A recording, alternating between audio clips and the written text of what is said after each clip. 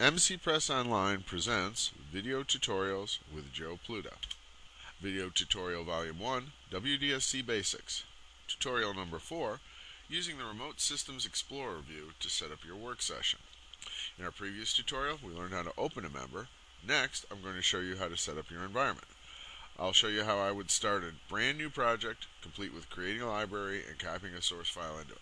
You'll create a new library, copy the proof source file from QGPL into your new library, and then add that library to your library list. You should have already started up WDSC using the workspace that you've been using for the tutorials up until this point.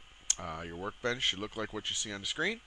Edit perspective showing on the upper right, fast view toolbar on the lower left with some fast view icons, and the remote systems details. You may have some files open from last time, some source files. If so, simply hit File, Close All to make them go away. Alright, let's create a library. To do that, first we need to expand the Remote Systems Explorer view. Open it up by clicking on this fast view icon. At this point in time, the connection, PBD host, should already be expanded. If not, just click on the plus sign to expand it.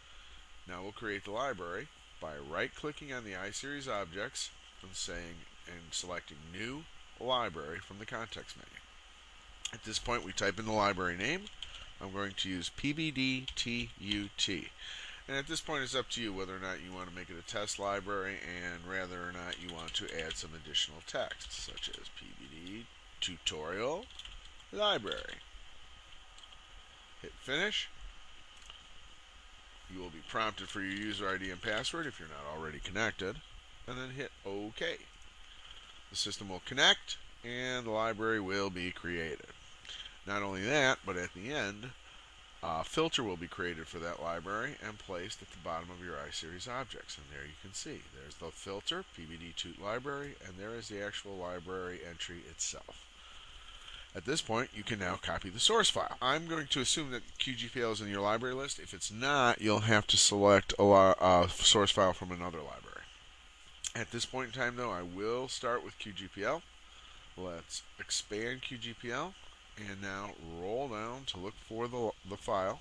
I'm going to copy the file QRPGLE source. To do that, I simply right-click on QRPGLE source and say Copy. That puts it into the clipboard, and now I need to find a place to paste it. So I roll all the way down to the bottom of my Remote Systems Explorer where that newly created filter resides, and I right-click and paste, but I can't paste it to the filter. I can only paste it to the library itself. So I say right-click on the library and paste, and that will execute a create dupe obj. And if I were to expand the library at this point, we would see that indeed the QRPGLE source member is there, and the member that we wanted is in the source file, which is in the library. At this point, PBD Tut is not in your library list though. And while the proof program doesn't need any files, if we had a program that did need files, we might want to add the library to our library list. To do that, I'm going to roll back up to the top. I'm going to collapse the QGPL library to get it out of the way. And now you'll see our library list, and at this point in time I can right-click on the library list and say Add Library List Entry, or I can right-click on the PBD Tut library and select the Add to Library List option. I'll select that, and you will see that PBD Tut is already filled in, and then I can also choose where to place it in the library list, and now I hit OK. And you'll see now that PBD Tut is in my library list. Please note that, as usual, there are many ways to do this. For example, you could have entered the commands in directly by choosing the Run Command option. Right-click on iSeries Objects and you'll see Run Command.